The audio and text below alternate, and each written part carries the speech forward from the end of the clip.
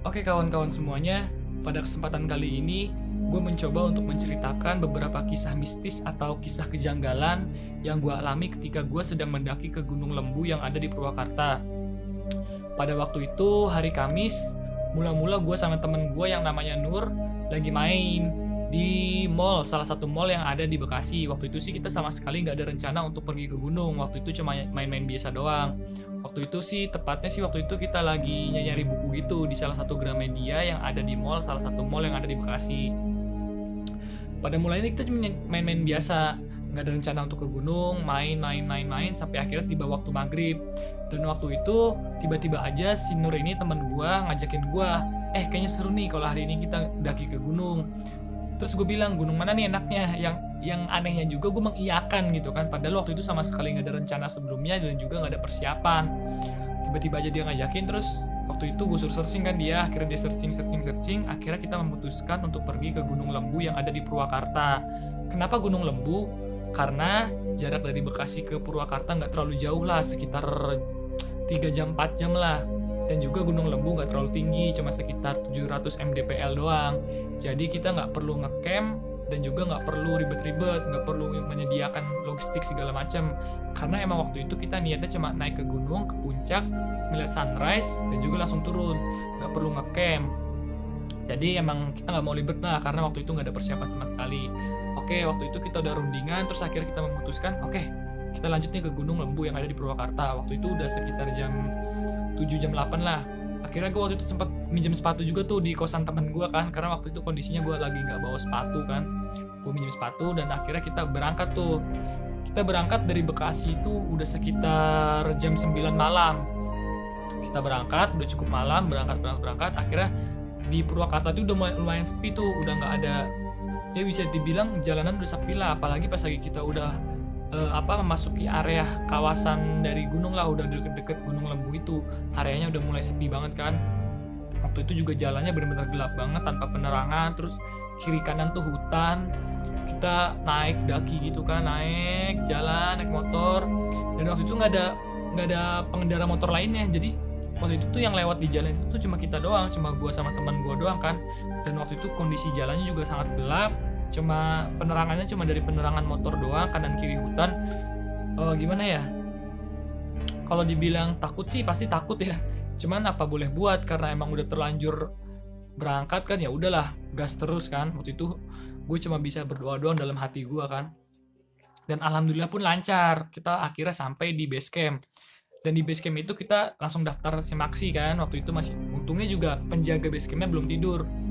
Terus waktu itu gue nggak ngeliat di parkiran motor tuh, gue nggak ngeliat motor lain atau kendaraan lain gitu kan. Terus gue tanya tuh ke yang jagain base camp, Pak, hari ini nggak ada pendaki lain? Terus kata penjaga base campnya itu, nggak ada mas, kok hari ini kosong. Terus gue bilang, apa emang setiap harinya kosong, sepi, atau pernah rame? Kata dia sih, kalau rame sih pernah. Kalau rame tuh biasanya hari weekend, hari Sabtu Minggu gitu kan. Kalau hari biasa emang sepi. Emang kebetulan waktu itu gue sama temen gue berangkat tuh hari Kamis, jadi hari kerja lah gitu, jadi emang sepi banget kan. Terus rencananya waktu itu sih kita mau mulai trekking itu sekitar jam 3 pagi, cuman karena dikarenakan gak ada pendaki lain dan waktu itu kondisinya emang cuma gue sama temen gue doang berdua, jadi kita gak mau maksain tuh, daripada mengambil resiko kan. Jadi kita memutuskan untuk istirahat dulu, untuk tidur dulu di base camp. Terus habis itu sekitar jam 5 kita sholat subuh dulu. Habis itu setelah sholat subuh baru kita mulai trekking. Jadi gue sama temen gue itu mulai trekking sekitar jam 5:15 lah.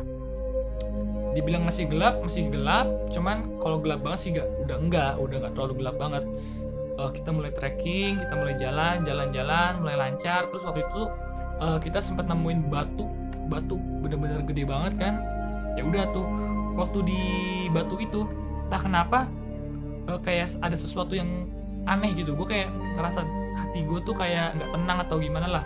Cuman gue mikir tuh mungkin tuh suges aja kali ya. Ya udah gue lanjut aja terus. Dan akhirnya tuh kita sampai di puncak. Nggak terlalu lama emang, karena memang Gunung Lembu ini nggak terlalu tinggi. Jadi waktu itu kita perjalanan trekking itu cuma sekitar 1 sampai 1,5 jam aja kita udah sampai puncak. Cuman yang anehnya gue itu entah kenapa gue kayak ngerasa itu tuh bukan puncak. Jadi kayak gue kira tuh puncak itu masih ada jauh, masih jalan terus gitu kan. Ya udah gue maksain untuk terus jalan kan. Kalau kata temen gue tuh ini udah puncak, cuma kata gue ini belum Lur, ini belum puncak. Puncak tuh masih ada lagi ntar gitu kan. Karena rasa penasaran gue dan rasa ego gue yang tinggi kan, jadi kita langsung lanjut lagi tuh jalan kan. Kita jalan. Udah cukup jauh, kita nemuin kayak jurang gitu kan, jurang curam gitu kan, kiri kanan kayak jurang. Terus kita jalan kecil doang, kita jalan terus. Nah terus tiba-tiba tuh gue kayak mikir, kok kita malah makin lama bukannya makin naik, malah makin turun. Apa jangan-jangan kita tuh emang turun, yang tadi tuh emang puncak. Terus tiba-tiba aja kita tuh nemuin pelang bacaannya Puncak Gunung Lembu, dan tanda panah pelang tersebut itu mengarah ke tempat tadi yang puncak kita udah temuin. Dan di situ tuh gue baru sadar kalau ternyata yang tadi kita temuin tuh emang bener-bener puncak. Jadi emang nggak ada puncak lain di Gunung Lembu, ya emang tadi aja gitu kan. Dan emang karena kondisinya kita salah, ya udah kita balik lagi kan. Kita udah memutuskan untuk balik lagi. Untungnya temen gue itu si Nur orangnya santai aja kan, nggak terlalu emosi atau apa. Jadi ya udah ayo kita balik lagi ke puncak tadi. Terus tiba-tiba aja kita nemuin kayak makam gitu. Kita nemuin makam, dan kayaknya tuh makam itu makam tua. Dan kita lewat itu kan, dan salahnya gua tuh nggak ngucapin salam, nggak ngucap assalamualaikum atau nggak ngucap permisi. Gue main nyelonong lanjut aja kan. Terus kita balik lagi, entah kenapa tiba-tiba aja kaki gue tuh kayak ngerasa pegel, sepegel-pegelnya. Bukan pegel doang, kayak rasa sakit, terus nggak bisa jalan. Jadi beberapa langkah gue udah istirahat, 10 langkah gue minta ngaso. Jadi cuma ngelangkah dikit doang, 10 langkah, 20 langkah gue minta ngaso. Bener-bener kaki gue tuh kayak udah bener sakit, kram, nggak bisa jalan, kayak digelayotin gitu kan.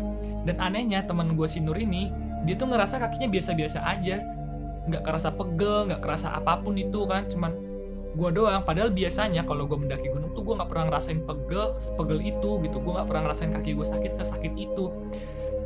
Terus sampai di tempat jurang yang tadi gue ceritain itu, gue bener-bener kaki gue udah gak kuat. Gue minta sama temen gue untuk istirahat sebentar. Akhirnya kita berhenti dulu di situ, istirahat. Dan kata temen gue, kalau kita terlalu lama di situ bisa bahaya kan, karena emang kondisinya kita cuma berdua doang di situ, nggak ada orang lain selain gue sama temen gue ini. Jadi akhirnya ya udah gue memutuskan untuk terus jalan. Akhirnya kita sampai lagi di puncak yang tadi kita udah temuin. Terus di puncak kita foto-foto sebentar sambil ngambil video. Dan sialnya di puncak ini gue sama temen gue itu kayak dikepung sama segerombolan monyet. Emang karena di Gunung Lembu itu terkenal dengan monyetnya yang banyak dan galak-galak ya. Dan kita tuh dikepung sama monyet. Untungnya gue sama temen gue tuh bawa makanan. Jadi kita tuh ngelemparin makan, terus kita langsung kabur lari gitu kan, panik kan. Karena emang kita berdua doang, jadi monyetnya berani kali gitu ya, ngepung gitu kan. Akhirnya kita lari, udahlah kita memutuskan untuk nggak berlama-lama di puncak, kita langsung turun aja gitu kan. Dan pas lagi turun, anehnya itu kita tuh kayak nggak ngelihat trek awal gitu. Jadi kayak entah disasarin entah apa, kita malah keluar jalur gitu.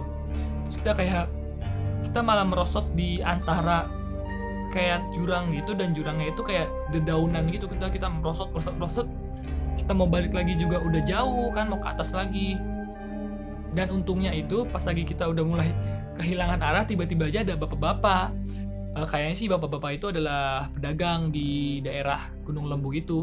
Bapak-bapak itu manggil kita kan, akhirnya kita udah lega banget di situ kan. Akhirnya kita bisa kembali lagi ke jalur awal, ke jalur trek yang semula.